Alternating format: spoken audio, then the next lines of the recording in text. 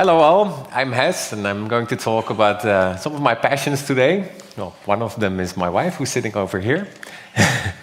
And other passions of me are technology, what else, but also history. And I'm going to talk a little bit about that, because sometimes I think, I read the other day, there are 18 million programmers in the world. That's a lot of nerds. But what did these nerds do before there were computers, or before there was technology, or before there was history? Well, let's take a look. Let's take a walk back into time to see what they came up with. The first invention I want to talk about, it's not a pot, but the wheel.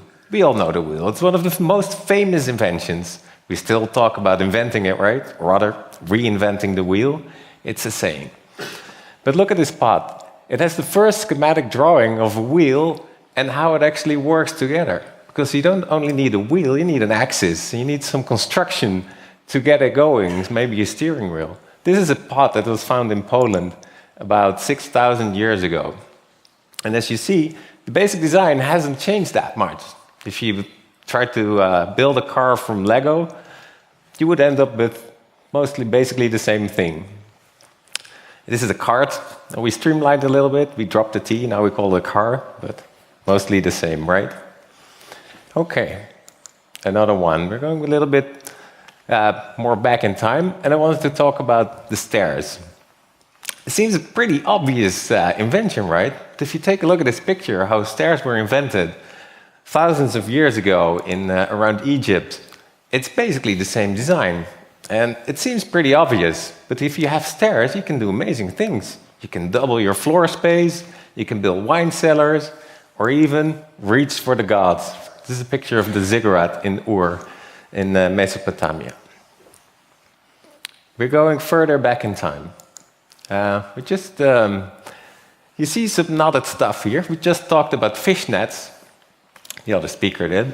And this is one of the earliest fish nets that was found. It was found in Finland about 10,000 years ago. They tried to reconstruct this fish net, and it's pretty similar to what we use today. I mean, the mesh size was this big, it was about 2 meters high, and amazingly, it was 30 meters wide.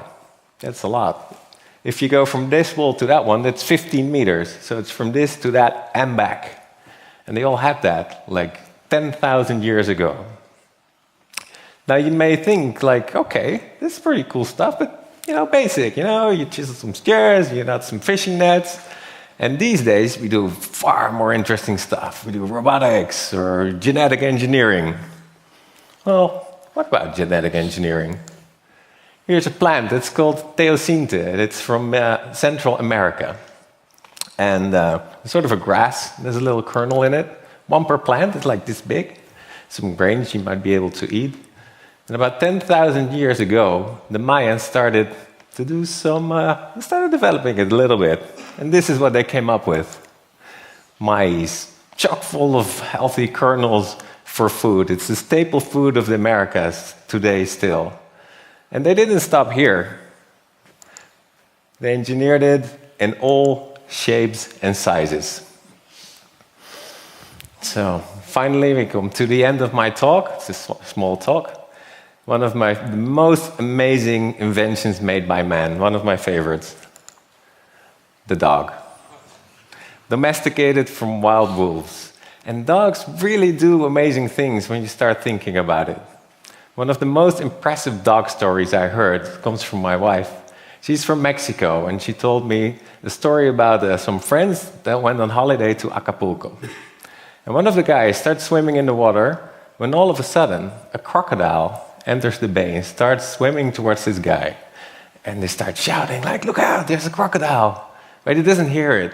And then all of a sudden, his dog jumps into the water, swims towards this guy, passes it, and launches itself at the crocodile. The crocodile eats the dog was killed, but the guy could get to shore. So that's a really sad story, and it's amazing.